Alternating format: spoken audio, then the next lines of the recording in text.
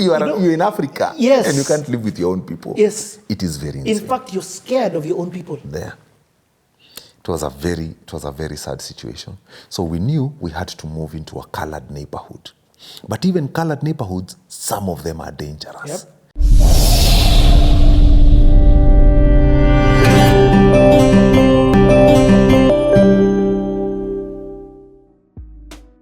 Nairobi to Cape Town. Nairobi, CCR to Cape Town, man. Land on a very hot day. This lady. So this was summer. This was February. Yeah, this is February. You know, it's summer. Very hot. Very, very hot. So we land there. She picks. No, we land in mid-January. Hapo 17th there. Land, picks us up. We go to her house. Very nice lady. We had a chit-chat and stuff. And because we landed at around 12, she said, if you guys are not tired, I can give you guys my car. You go look for a house. And the only reason that gave her confidence to give me a car was because I had an international driving license. I had applied for one, hoping if I get a car, I won't struggle with licenses. And so I went in South Africa having one. And so my good friend Annette had never seen an international driving license. So when you present something like that, people go like, okay, what is this? You know, it's very mind-blowing the first time you see one. Yes. And so she gave us her car, me, wife, and my kids, into her car. And we started touring that place, Googling on Gumtree. You know Gumtree? We were on Gumtree looking for houses. You know, looking for houses in South Africa is not like here in Kenya. Because where of cultural I can differences. come here and look for a house, like it, pay deposit, move in. In South Africa, come here, look for a house. The landlord says, I want your employment letter and a 3 months bank statement. So that they can prove you can afford rent. Yep. Boss. So you're being hit by that. I'm being hit by that everywhere I am going. And remember, me and my wife, we used to live in a house of about 40 Gs. And so I tell my wife, when we go to South Africa, we need to operate on half the budget. So my mind is thinking 20 Gs, at most 15. Let's really downscale so that we're within means. South Africa doesn't know that, bro. Property is expensive there. And then you're in Cape Town, eh? Cape Town is the New York of Africa. We Googled it and we went like, this is the most expensive city. Yeah. In the continent, bro. When it comes to rent, it's Santon, Upper Hill, yes, Cape Town. There. Let me tell you something funny. We land we get a place. That place is 35 kilometers from the city. It's known as Otari, the southern side of Cape Town. It is very far from Cape Town. It's not the size of Rondebosch. No, we couldn't afford Rondebosch, bro. Rondebosch is bloody expensive. It is. And then, that house was not a big house. It was a very tiny house. It was a granny flat. I don't know whether you've ever visited a granny flat. It's like an SQ but slightly bigger. Yep. It has a bigger bedroom, it has a bigger bathroom, and the kitchenette is bigger where you can have some seats, but it's technically an SQ. And that is the house that we got. Thinking it's going to be within our budget because it is very far from the city. That house was 3,500 rand. Boss. So that's 5 Gs. That's at 5 Gs, bro. And that is a cheap option. Remember, my mind is operating. I want a place where I can go to school and my family is safe. You know how Cape Town is. Because of, in fact, let's just talk about it. Yes. You suddenly have to deal with race. Question. There. Now you're landing. You get what I mean? South Africa has 4 races. Blacks, coloreds, Indians, white. Majority going down. All right? So when you are in Cape Town, Western Cape is predominantly colored. Like 50% of it is colored. The other 45% is black. The other 5% is white. Yep. So definitely white neighborhoods, out. Even pricing. You can't. Sorry, and they do that intentionally. Yes. To put people away. That pricing is to put people away. Higher. Black neighborhoods, especially when you're a foreigner. Ooh. Xenophobia is real. Xenophobia is real, man. People don't know how real xenophobia is. So we knew we couldn't live in a white neighborhood. We couldn't live in a black neighborhood. Isn't that insane? You can't, like... You're in Africa. Yes. And you can't live with your own people. Yes. It is very insane. In fact, you're scared of your own people. There. It was a very sad situation. So we knew we had to move into a colored neighborhood. But even colored neighborhoods, some of them are dangerous. Yep. So you had to look for a safer colored neighborhood. That's how we landed in Otari. What? Yes. It is a middle class place. Looks like Buru. Yes. Yes. Were there other blacks there? Few. Yeah, there were other blacks, but there were very few.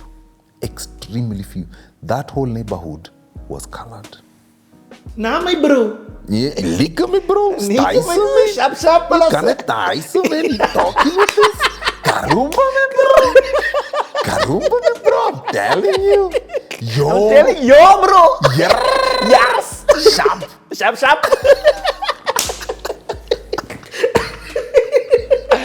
Like. Nami, bro. So I moved there with my colored brothers and sisters, man. And so we moved into this family. They are known as the Orsons. Karumba, let me ask you. Yeah, Krowbar. bro. Yes. Where did you get that faith? You know, just. How do I put this, Aki? You relocated your family to a land you had never been. Yes. What? Just explain to me. Yes. Don't even sugarcoat the spiritual value. Like, where did you get that faith? I would say we were in agreement with my spouse. If we were not in agreement, I don't think this would have happened. It was a seed she planted. My trip watered it. And then we knew this is on. We were locked on together towards this particular goal. Is that making sense? She was locked on towards this particular goal. And so she said, we are doing this, Karosh. So, how long did you stay with that other lady for? Annette, first of all, Annette, we stayed, wherever Annette. And whoever you are, God bless you. We stayed with her for anything between 7 to 10 days. Whoa. Hey, Manzi. And Annette was living with her mom, was a very old woman, and her son.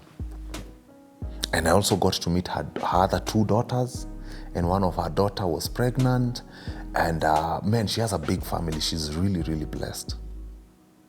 Yeah, but she you know, that's the definition of that South African word, Ubuntu. Ubuntu, Kwisha. That is it in action. Yes. I was blessed with that woman. Man, especially for an Afrikaner, that was a huge miracle, man. You know, there's this narrative of Afrikaners are racist people. She's Afrikaans. She was Afrikaans. Hold on, she's not a Kenyan? No. I thought you're talking about a Kenyan who's relocated. Annette, there are 2 types of white people in South Africa. Yes. We have Afrikaans and British. And you can tell by their surnames. Anyone who's British have an English name as a surname. Anyone who's Afrikaans, they have an Afrikaans name as a surname. What? Yes. And so she was an Afrikaans woman. What? Yes. You know, all this time when you're telling me about Annette, in my mind I've seen You're seeing a black woman, a black Kenyan woman. A Kenyan who has relocated there. No. Wow. Yes, it's a woman I had barely known. Okay, but I like that as an entrance. One of the CPS I did, somebody said, the person who picks you up from the airport is very important in any country. Wow, that's true. So this lady... That's true. Already set, for you racism, like the first person who's helped me is a white. You get what I mean? Completely flip the whole script. Exactly. Yes. Sana. Okay. And so this woman comes as hostess. A few days later, 7-10 days later, we get this place. So you've gotten the house. Now we are planning to move. Does the house have furniture? No. This is the crazy story. So the crazy story is, Annette, there is a couple we were introduced to. It was Mr. and Mrs. Mzee. Those are Kenyans who are now living in South Africa. Who introduces you to them, Annette? Pastor Nzi. No, a Kenyan pastor. Pastor Nzi and his wife Rita. They introduced us to that couple. No, was it Pastor Nzi? No. It was Pastor Achoki. Yes, it was Pastor Achoki and his wife. They're in Kenya? They're Kenyan pastors. Before you left the Yes, they know us. And so they told us about this this couple. When you go there, connect with them. And so we connect with them just a few days before we move. Guess what happens? They get another guy with a bakkie, a pickup truck. A pickup truck. They call it a bakkie over there. So the guy comes with a pickup truck to help us with our bags to move. This is where Annette just does a huge miracle. God uses her for a huge miracle. Annette says, you see that double decker in my son's room? You are going with it. You see these coaches? You are going with them.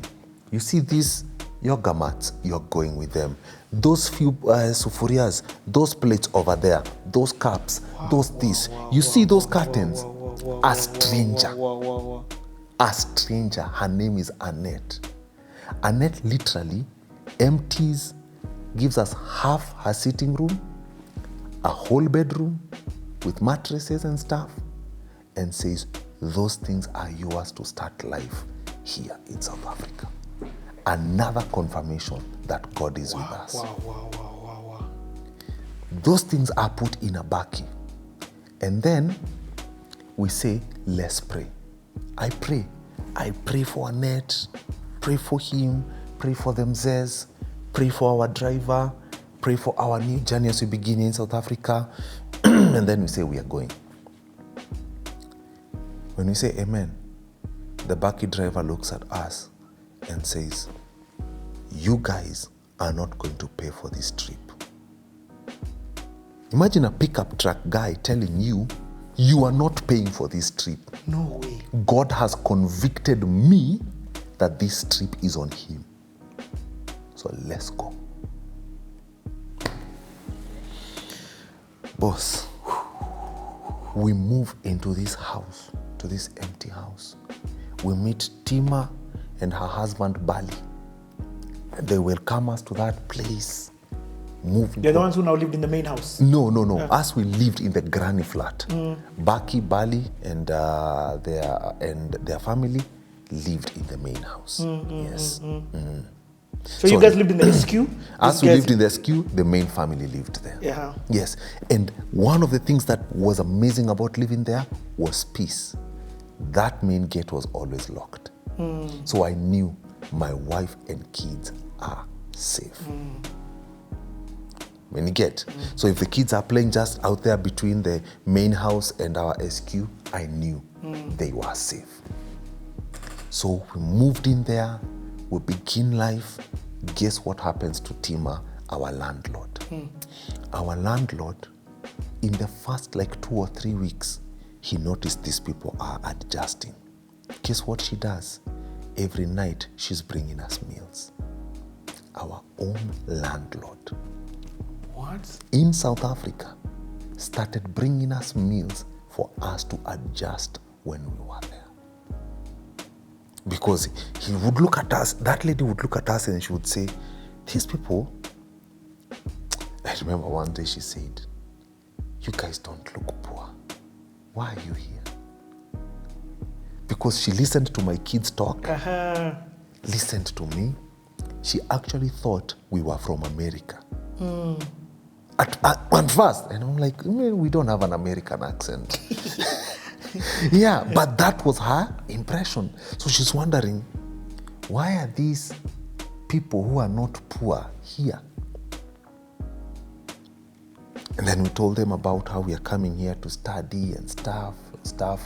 And because they were our landlords, we had to give them photocopies of our passports and our visas. And they have to go okay, and yeah, these guys, honestly, they are here to study. And so when you're adjusting in a new country, you don't know the economics. You don't know the mamamboga of that place. You don't know the marketplace. So when you're buying things, you buy them at the supermarket-ish because you don't know where to get them. Sainsbury's and things like that. Man, my friend, that thing drained us. And I think within a month, we were dry. What do you mean? Because we are here thinking, where do we buy a meko? We need to be able to cook. Where do we buy a meko? So you talk to the landlord. He tells you what he knows. He's like, yeah, supermarket. You know, he's not going down to your level because he's looking at you guys and he goes like, these people are not poor, but I don't know why they're here. Let me send them to the supermarket. Bro, and buying things like that, you're out of resources. And let me say this, as somebody who lived in SA for 4 years, yes, you're not working. Getting a jobo is not... It's not easy. It's not easy, it's not legal, Even though they say it's legal on paper, it's not. No employer there wants you to work for 20 hours. Yep. Wow. Nah. So now you have what? You have zero bob, or your chum is running out? Now we have zero bob. I remember the first week of March, I went on a fast, a 3-day fast. And my wife was fasting, but mine was completely without food. Mine was just water. Day 1, day 2, day 3, I'm completely beaten. I come home, tell my wife, I'm so tired. Are you going to school? I'm still going to school. We'll come to school. Yes, we'll come to school. Then I go, that granny flat, even if it's a granny flat, it has a bathtub, bro. So, mimi huyo, I put myself in that hot water in a bathtub and I'm lying down. And I'm there saying, God, I don't know how this thing is going to go. The next thing I hear is my wife knocking. Babe, we have a guest. I was like, what guest? It's 9 p.m. It's like, you come out of the bathroom quickly, we have a guest. Come out of the bathroom, put on some t-shirt and pants, I come. Who is on our room? Our landlord, pastor. His name is Pastor Fortune, comes 9 p.m. Pastor quickly says, God has not given me peace. God has sent me to give you guys this.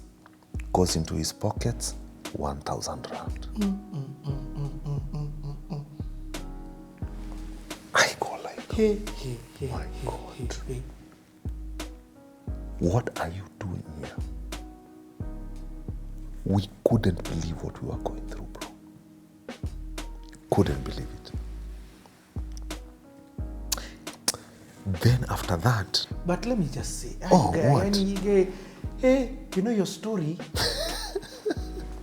There's 2 ways to look at it. Okay. I'll always talk about it with just the normal eyes. Yes. The normal eyes, you're a man, you're a father, you're a husband. And you're thinking, what have I brought my family to? Yes. Like the reality. You know when logic... As a man, you will ask yourself when logic that question. hits, When logic hits, and reality hard. hits. And like, how irresponsible am I to sell everything that we had, including the studio which God had given me? Yes. All of this to bring my family to... You start feeling, oh my God, what did I do?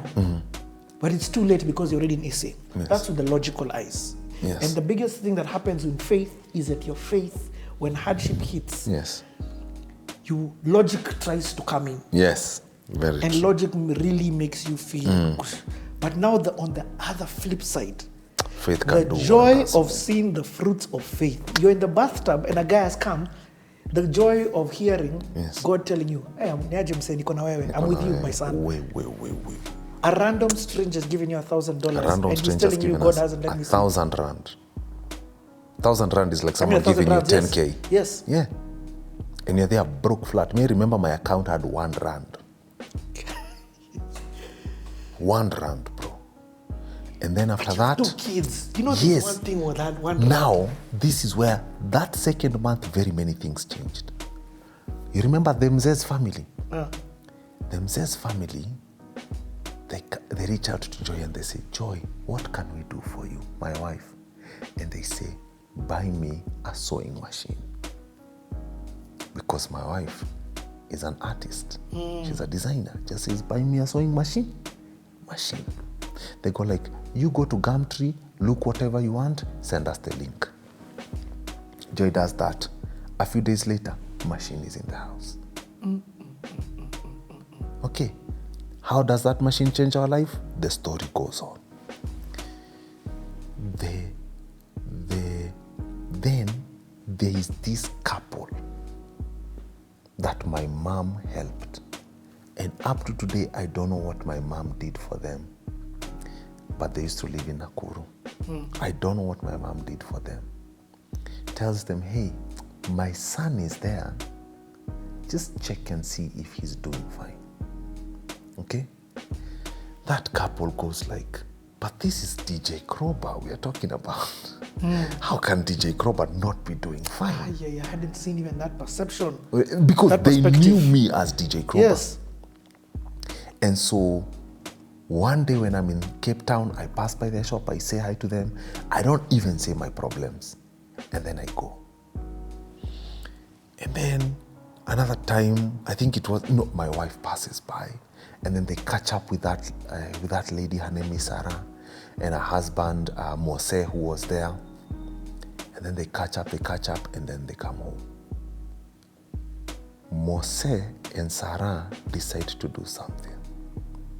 And then they tell us, from today until the day you guys shall finish your studies, your transportation to school, and your meal, house meal, not your school meals, your meals for the house are on us.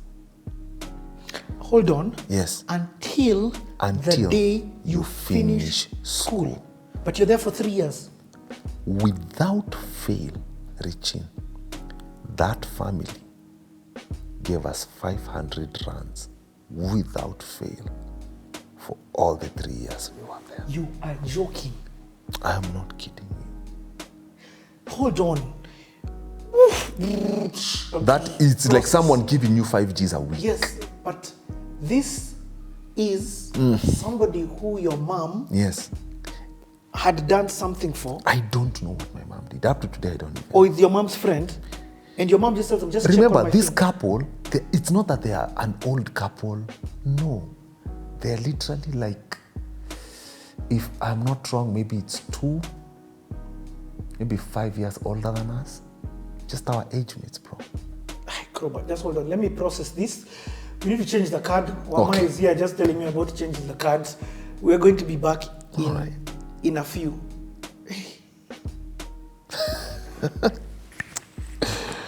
You guy,